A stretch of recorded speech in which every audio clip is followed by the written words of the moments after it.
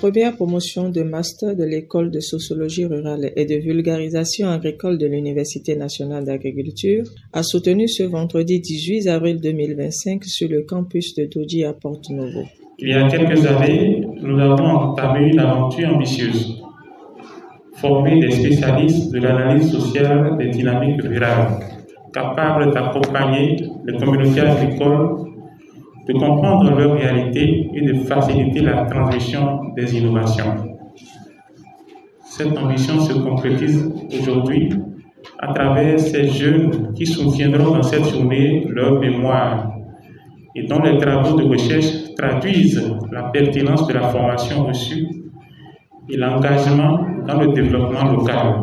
Une cérémonie de lancement plein de sens en présence de plusieurs partenaires techniques et politiques a marqué le début des soutenances. Le jeu en valait la chandelle. J'ai l'habitude de dire, si vous avez bien conduit votre travail de terrain, il n'y a pas de raison d'avoir peur devant un jury. C'est vous qui connaissez ce que vous avez vu sur le terrain, c'est vous qui avez écrit le mémoire. Quelle question on peut vous poser puisqu'il va vous dépasser? Si vous ne connaissez pas, répondez simplement. Je vais dire ce que je pense et à la fin, vous allez me dire ce que ça devrait être. Donc je suis sûr que ça va très bien se passer.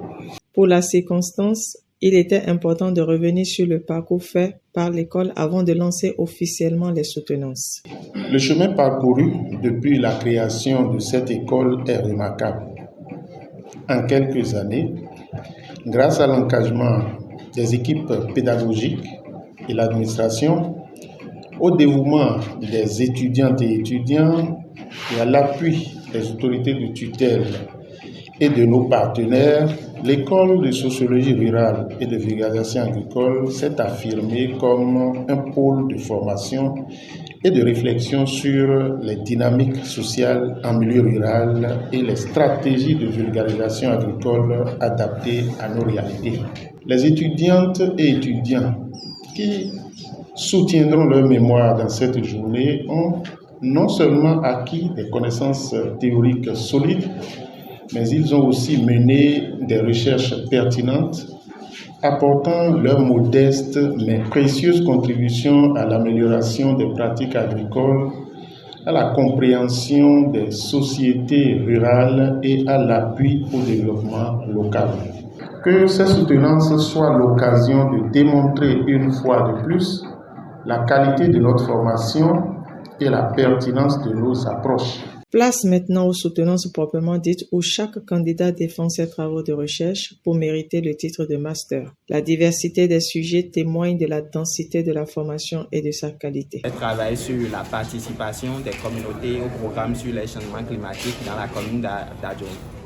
On peut retenir que sur le terrain, les communautés ont été réellement impliquées dans les initiatives, dans les différents projets, depuis la phase de conception, passant par la phase de mise en œuvre, bien évidemment, jusqu'à la phase d'évaluation finale. Le sujet de mon mémoire est évaluation comparative de l'approche conseil agricole et l'approche coaching dans la commune de Zayanado. Nous avons essayé de faire ressortir les similitudes d'action entre ces deux approches ainsi que les différences constatées. Et aussi, on a essayé de voir l'efficacité de ces deux approches en termes d'apprentissage des pratiques, d'accès aux semences, d'accès au marché. Le thème de ma recherche a été les pratiques locales de traitement des maladies et affections des bovins, ovins et caprins dans le village de Monon, dans la commune du Paraguay. Nous pouvons retenir qu'au sein de la communauté de Monon, nous avons identifié plusieurs maladies. Et à chaque maladie identifiée, nous avons pu trouver au moins une pratique locale, une pratique traditionnelle et que les producteurs, les éleveurs ont proposé pour le traitement de ces maladies identifiées. Et ensuite, nous avons essayé de comprendre les mécanismes de transmission de ces maladies.